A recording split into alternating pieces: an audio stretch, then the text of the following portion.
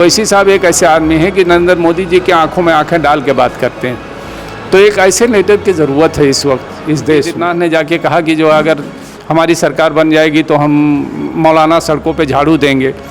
अमित शाह ने कहा कि साहब 4 शादियां बंगाल में रोक देंगे। अब बताओ ये 4 शादियां कोई मुद्दा है? अल्पसंख्यकों का मुद्दा आता है तो उतना मुखर नहीं रहते हैं जितना उन्हें होना चाहिए। का रिजल्ट जो आया है उसमें जो है खुली धांधली की गई है। 27 लाख वोट काट दिया गया और उसके बाद सुप्रीम कोर्ट कह रही है कि भाई अगली बार वोट दे दें। बंगाल में 30% मुसलमान हैं तो 30% करीब सारे मुसलमान वोट तो ममता बनर्जी पा गई। अब 70 में से अगर 20 हिंदू भाई का वोट भी वो नहीं ला पाई तब तो लानत की बात। नमस्कार, आदाब, मैं हूं अकबर अली। आप देख रहे हैं पीटी न्यूज़ लाइव। इस वक्त मेरी मौजूदगी उत्तर प्रदेश के बलरामपुर ज़िले में है, उतरौला विधानसभा में। हमारे साथ मौजूद हैं डॉक्टर अब्दुल मन्नान साहब। आप लोगों ने इनका चेहरा तो बाखूबी जानते होंगे। ये जो है कि पीस पार्टी से प्रदेश अध्यक्ष भी रह चुके थे पूर्व में। इन्हीं से जानेंगे कि इनकी पार्टी द्वारा अब आने वाले उत्तर प्रदेश 2027 विधानसभा चुनाव को लेकर क्या कुछ तैयारियां कर रही है। जिस तरीके से देखा जाए 2027 विधानसभा चुनाव अब नज़दीक आने वाला है, ऐसे में आपकी पार्टी जो है क्या कुछ काम कर रही है और किन मुद्दों पर काम कर रही है? देखिए, हमारी पार्टी जो है पिछले 5 सालों से ज़मीन पे संघर्ष कर रही है और अपना संगठन बना रही है। और हम चाहते हैं कि मुस्लिम कौम के साथ साथ नॉन मुस्लिम भाई को, हिंदू भाइयों को भी पार्टी में जोड़ रहे हैं और उनको जोड़कर एक धर्मनिरपेक्ष ताकत पैदा करना चाहते हैं जो अल्पसंख्यकों का और जो पिछड़ों का, दलितों के मुद्दे को मुखर होकर उठाए, डरे नहीं। जो आजकल सेकुलर पार्टियां हैं वो डरी हुई सी लगती हैं, तो ख़ास करके अल्पसंख्यकों के मुद्दे पर। तो हम चाहते हैं कि आने वाले दिनों में हमारे नुमाइंदे जाएं और इसके लिए संघर्ष करें विधानसभा में पूरी तरह से, अल्पसंख्यकों के मुद्दों पर और दलितों और पिछड़ों के मुद्दे पर। समाजवादी पार्टी में उन्होंने पीडीए फार्मूला बनाया है अल्पसंख्यक को लेकर। हाँ, पीडीए फार्मूला उन्होंने बनाया है, लेकिन देखा यह जाता है कि जब अल्पसंख्यकों का मुद्दा आता है तो उतना मुखर नहीं रहते हैं जितना उन्हें होना चाहिए। उसके एग्जाम्पल आज़म खान साहब हैं, बहुत सारे लोग हैं जो अभी 1 बाय 1 बताएं तो बहुत सारे ज़्यादा हो जाए। तो भाई जिस बात को वो नहीं बोल पा रहे हैं तो अगर हमारे से मान लिया कि वो समझौता कर लें या हमारे नुमाइंदे चले जाएंगे तो जो बात समाजवादी के लोग या कांग्रेस के लोग नहीं बोल पाते हैं उसकी बात हम अपनी बात तो बोल सकते हैं ना।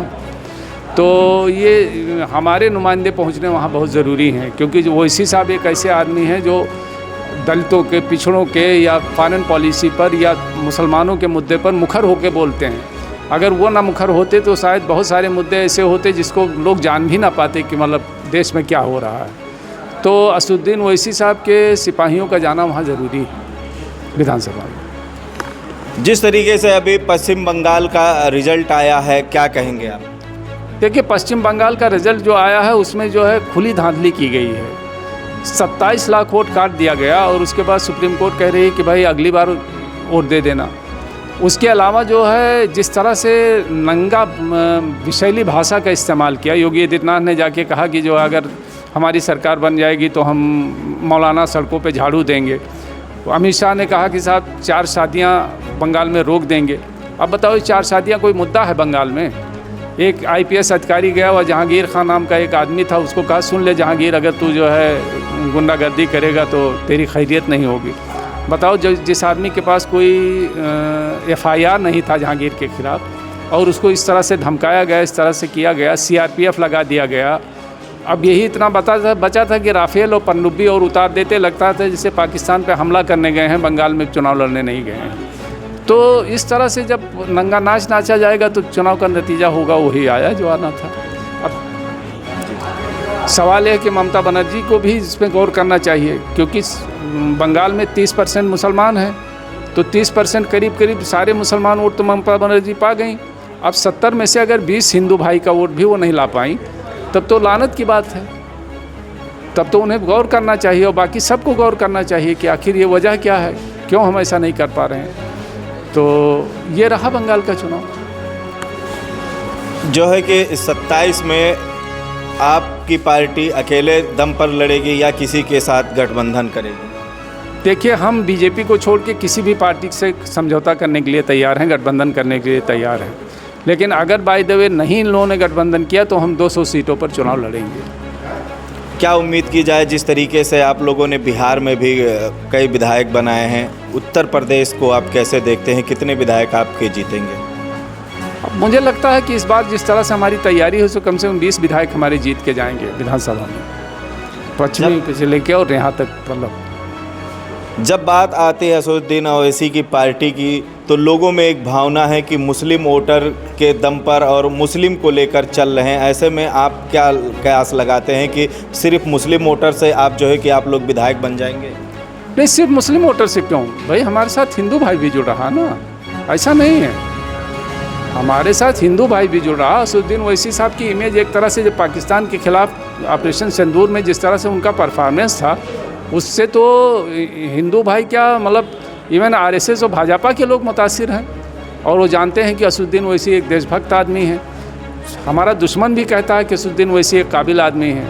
वो ये भी जानते हैं कि इंसाफ पसंद आदमी है। 14,000 बच्चों को मुफ्त तालीम दे रहे हैं वहाँ, और जो है बिना हिंदू मुस्लिम देखे वो सेवा कर रहे हैं। तो ऐसा कुछ नहीं, अब तो हिंदू भाई सबको वोट की ज़रूरत है।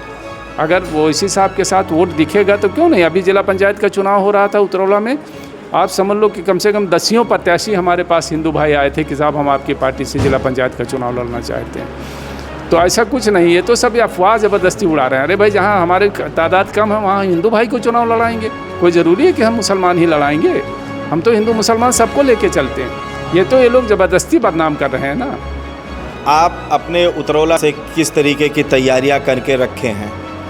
देखिए, उतरौला विधानसभा में पहले से चूँकि हम चुनाव 2 बार लड़ चुके हैं, तो हमारा गांव-गांव में हमारे जानने वाले हैं। क्योंकि आप तो लोग तो करीब ही के हो, तो जहां भी मान लिया कि हमें चाहे रेहरा ब्लॉक हो, चाहे गिलास बुजुर्ग ब्लॉक हो, चाहे उतरौला ब्लॉक हो, हर गांव में हमारे जानने वाले हैं, हमारा संगठन मौजूद है। तो उतरौला के लिए तो कोई प्रॉब्लम नहीं है।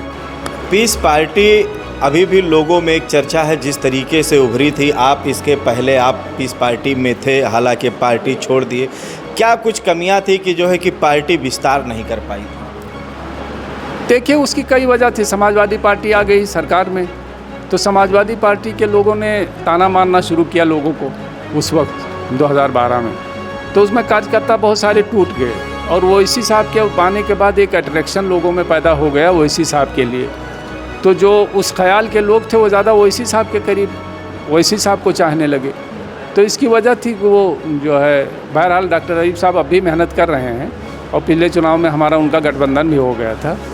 तो ऐसी बात नहीं है, वो काम कर रहे हैं। लेकिन फिर भी जो ओवैसी साहब का अट्रैक्शन इतना ज़्यादा बढ़ गया लोगों में, नौजवानों में, कि उनकी फ़ैन फॉलोइंग बहुत ज़्यादा हो गई। हम ये चाहते हैं कि बहुत सारे लोग, हमारे उतरौला विधानसभा बहुत ही मतलब पिछड़ी हुई है, और उसको जो है उसमें कोई डेवलपमेंट का काम नहीं होता है। तो ऐसे आदमी को जिता के भेजें जो डैशिंग हो, डायनामिक हो, और कुछ क्षेत्र के लिए कर सके। और MIM को लोग उस आईने से देखें कि साहब जो है वो हिंदू मुसलमान सबको लेके चलता है, और देश के लिए जहाँ ज़रूरत पड़ी वहाँ ओवैसी साहब ने बढ़ चढ़ के हिस्सा लिया। तो एक बेबाक आवाज़ की इस वक्त सांप्रदायिकता के खिलाफ ज़रूरत है, डरे हुए आदमी की ज़रूरत नहीं है। बाकी सेकुलर पार्टियाँ डेरी से दिखाई देती हैं, लेकिन ओवैसी साहब एक ऐसे आदमी हैं कि नरेंद्र मोदी जी की आंखों में आंखें डाल के बात करते हैं। तो एक ऐसे लीडर की ज़रूरत है इस वक्त इस देश में। जिस तरह से बुरी तरह सांप्रदायिकता फैली हुई है, उसमें ओवैसी साहब जैसे आदमी जो संविधान का ज्ञाता है, जो संविधान पे पूरा जिसका कंट्रोल है, ऐसे आदमी को जिताना है, ऐसी पार्टी को जिताना है, ऐसे लोगों को जिता के भेजना है सदन में।